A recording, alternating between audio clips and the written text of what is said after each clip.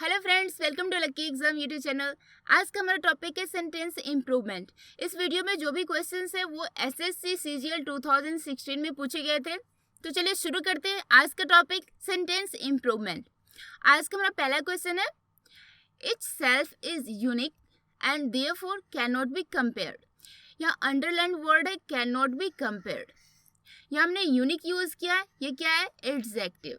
ये हमारा एडजेक्टिव है जो इस शेल्फ की विशेषता बताने के लिए यूज हुआ है।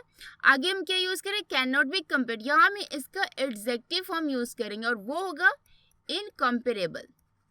इनकम्पेरेबल एडजेक्टिव है जिसका मतलब होता है इसकी तुलना नहीं की जा सके, means can not be compared.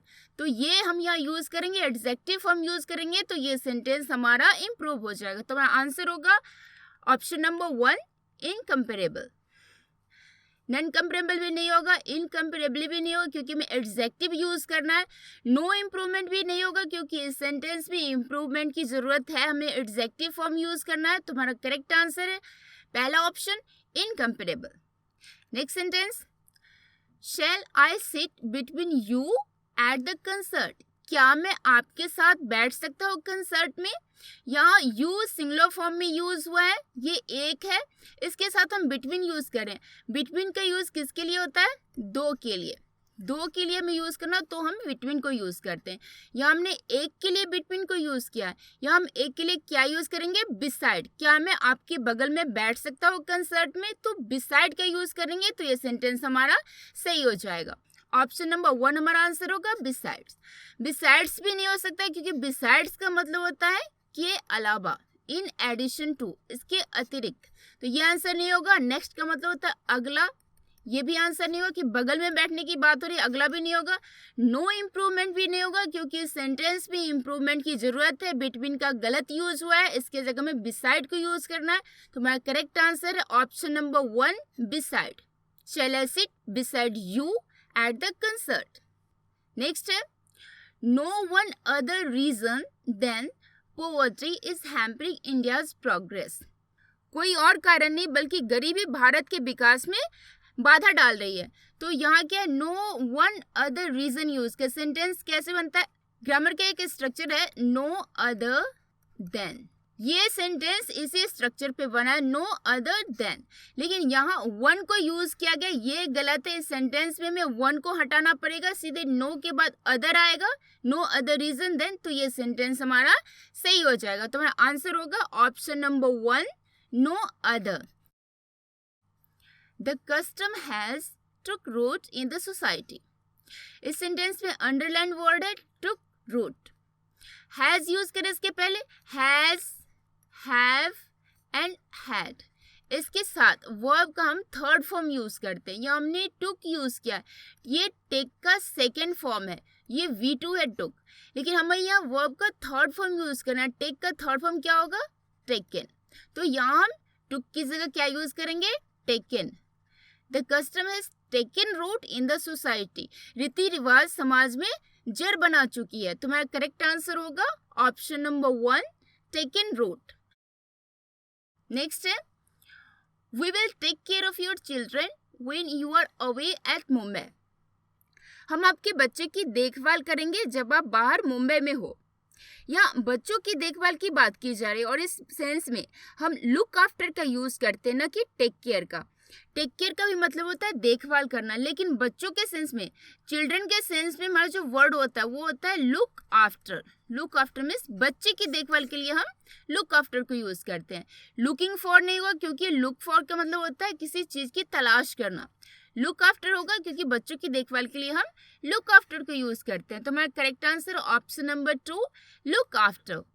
Take care after भी नहीं होगा, नो इम्प्रूवमेंट भी नहीं होगा क्योंकि no improvement means sentence correct है, ये सेंटेंस करेक्ट नहीं है तो नो इम्प्रूवमेंट भी आंसर नहीं होगा। तो correct answer option number 2, look after. Next है, the trade union is hell bent at getting its demands fulfilled. Trade union अपनी डिमांड को पूरा करवाने के लिए जिद पर अड़ी है। जिद पर अड़ा होने के लिए जो हमारा फ्रेज होता है वो होता है हेल बेंट ऑन। यहाँ जब एट यूज करें ये सेंटेंस को गलत बना रहा है, इसमें हमें इम्प्रूवमेंट की जरूरत है। यहाँ एट नहीं बल्कि ऑन का यूज होगा।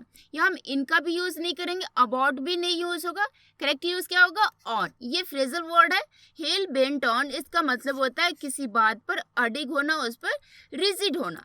तो हमारा करेक्ट आंसर है option number 3, hell bent on. Next sentence है the police had to break the door to get in, मतलब पुलिस को दरवाजा तोड़ना पड़ा अंदर घुसने के लिए। तो दरवाजा तोड़ने की बात हो रही है। इस सेंस में जो हमारा फ्रेज होता है वो होता है ब्रेक डाउन। इसका मतलब होता है दरवाजा तोड़कर घुसना। ब्रेकअप का मतलब होता है संबंध तोड़ना, रिलेशन तोड़ने के लिए हम ब्रेकअप को यूज करते हैं। ब्रेक इन का मतलब होता है ताला तोड़कर घुसना, ये ताला के सेंस में यूज होता है। और ब्रेक डाउन का मतलब होता है गेट तोड़कर घुसना, ये ताला तोड़ना होता है इन, और डाउन का मतलब होता है गेट को, पूरे गेट को ही तोड़ देना। तो हमारा करेक्ट आंसर होगा option number 3, to break down. Next है the plane landed and shot towards the airport, plane land की और एयरपोर्ट की ओर जमीन पर चली। टैक्सिट, टैक्सिट का मतलब होता है हवाई जहाज को जमीन पर चलाना, और यही होगा हमारा करेक्ट आंसर, क्योंकि यहाँ प्लेन की बात हो रही है। प्लेन को जमीन पर चलाने के लिए जो हमारा वर्ड होता है वो होता है टैक्सिट, ये हमारा करेक्ट आंसर है। ड्राइव भी नहीं होगा, ड्राइव से ड्रोव बना है, ड्राइव मीन्स गाड़ी चलाना, गाड़ी चलाना।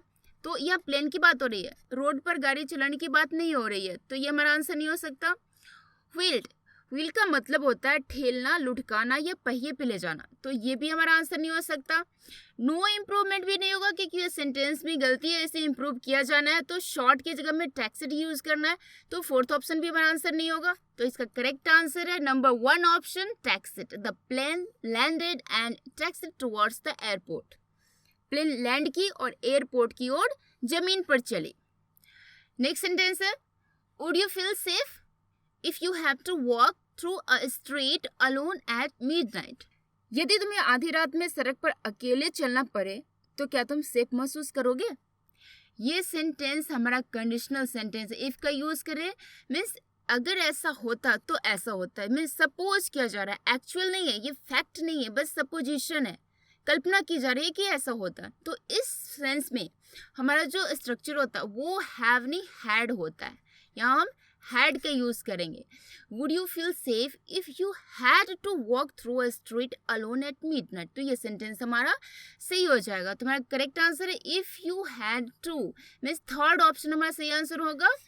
वेयर यू हैड टू नहीं होगा, क्योंकि वेयर का यूज कंडीशनल सेंटेंस में नहीं होता, कंडीशनल सेंटेंस में इफ का यूज होता है। व्हेन भी नहीं होता, इफ का यूज होता, और हैव की जगह हैड यूज होगा। तो ये हमारा करेक्ट आंसर है option number 3।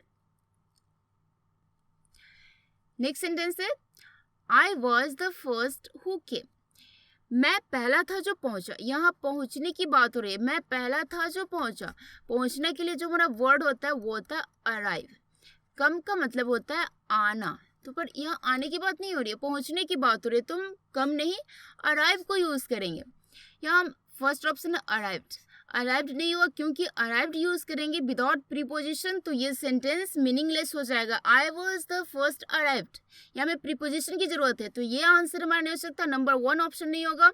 Number 2 who arrives, ये भी नहीं होगा, क्योंकि वॉज है, वॉज का मतलब ये पास्ट फॉर्म में है, तो पास्ट में तो हम अराइव्स नहीं यूज करेंगे, तो ये भी ऑप्शन कट रहा है हमारा।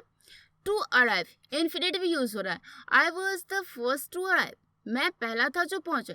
ये सेंटेंस को सही बना रहा है, सेंटेंस को इंप्रूव करने के लिए ऑप्शन 3 हमारा करेक्ट आंसर है, to arrive. Next sentence he is not sure whether she knows to swim, वो श्योर नहीं है कि वो तैरना जानती है या नहीं, या नहीं मीन्स वेदर। ग्रामर का एक स्ट्रक्चर होता है know then how to plus verb का फर्स्ट फॉर्म, इसी स्ट्रक्चर पे सेंटेंस है। वह नहीं श्योर है कि वो तैरना जानती है या नहीं, या नहीं के लिए हम वेदर यूज कर रहे हैं। वह तैरना जानती है, she knows how to swim, जैसे कि हम ये बोले he knows how to speak, वह जानता है कि कैसे बोला जाता है। I know how to prepare for exam, मैं जानता हूँ कि एग्जाम के लिए कैसे तैयारी की जाती है। तो इसी पैटर्न पे ये है कि she knows how to swim, यहाँ जो हम टू स्विम यूज कर रहे हैं इसके जगह हम क्या यूज करेंगे, हाउ टू स्विम। तो ये सेंटेंस हमारा सही हो जाएगा। तो हमारा आंसर होगा option number 3 how to swim, ये होगा हमारा करेक्ट आंसर। नेक्स्ट सेंटेंस है the water flows down hill rapidly. पानी जो है वो फ्लो करती है, बहती है डाउन हिल तेजी से, taking some of the land with it. Underline part है लैंड। पानी जब तेजी से बहती है तो वो अपने साथ में लैंड, यानी कि लैंड का मतलब क्या होता है, जमीन का टुकड़ा। तो पानी जब तेजी से बहती है तो क्या अपने साथ वो जमीन का टुकड़ा लेके बहती है? बिल्कुल नहीं। तो ऑप्शंस देखते हैं यहाँ करेक्ट आंसर क्या होगा। सॉइल मीन्स मिट्टी। पानी जब बहती है तो अपने साथ मिट्टी लेकर चलती है, ये होगा हमारा correct answer option number 1। Other options क्या है, ग्राउंड। ग्राउंड का मतलब होता है सतह, पानी अपने साथ सतह लेके नहीं बहती है, तो ये भी आंसर नहीं होगा हमारा। हिल का मतलब होता है पहाड़, पानी अपने साथ पहाड़ को लेकर भी नहीं बहती है, तो ये भी हमारा आंसर नहीं होगा। नो इम्प्रूवमेंट भी नहीं होगा क्योंकि यहाँ लैंड का गलत प्रयोग हुआ, यहाँ हम सॉइल को यूज करेंगे, तो ये ऑप्शन भी हमारा नहीं होगा। तो करेक्ट आंसर है इसका option number 1। The water flows downhill rapidly, taking some of the soil with it. Next sentence है Baroda state in western India had a reputation for being progressive in many fields, not in the last in education and social reform. यहाँ underlined है last.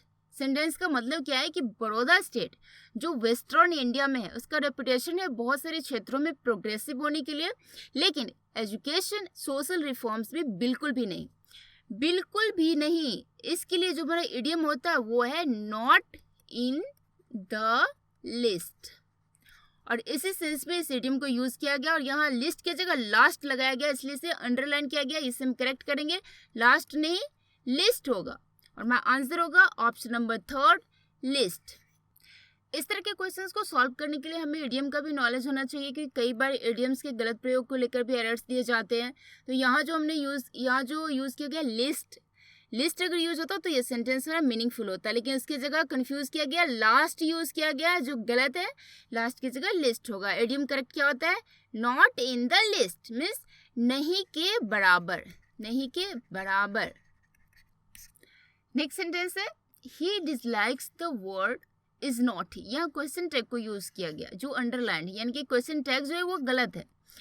Question tag का rule है कि जो main sentence है, main sentence यहाँ क्या है, ही डिसलाइक्स द वर्ड, ये अगर हमारा पॉजिटिव है तो क्वेश्चन टैग जो होगा वो निगेटिव होगा। अगर मेन सेंटेंस अगर निगेटिव है तो टैग जो होगा हमारा वो पॉजिटिव होगा। इस सेंटेंस में क्या है कि मेरा मेन सेंटेंस पॉजिटिव है तो टैग हमारा निगेटिव होना चाहिए, ये निगेटिव है, ठीक है। लेकिन ये सेंटेंस हमारा सिंपल प्रेजेंट टेंस में, और सिंपल प्रेजेंट टेंस के लिए डू हमारा प्लूरल होता है और डज हमारा सिंगुलर होता है। तो यहाँ क्या ही, ये सिंगुलर सब्जेक्ट है तो हम डिसलाइक्स द वर्ड, तो यहाँ हम डज को यूज करेंगे। टैग में हम क्या यूज करेंगे, डज को यूज करेंगे। तो इस नॉट ही की जगह हम क्या यूज करेंगे, डज नॉट ही। तो मेरा करेक्ट आंसर होगा ऑप्शन नंबर 1 डज नॉट ही। तो ये था आज का हमारा सेंटेंस इम्प्रूवमेंट। इसमें इस वीडियो में जो भी क्वेश्चंस थे वो एसएससी सीजीएल 2016 में पूछे गए क्वेश्चंस थे। एसएससी सीजीएल 2016 के क्वेश्चंस को लेकर हमारे कई वीडियोस अपलोड हो चुके हैं और उसे भी आप जरूर देखें। अगर आपको हमारा वीडियो पसंद आए तो please like share and subscribe जरूर करें। Thanks for watching.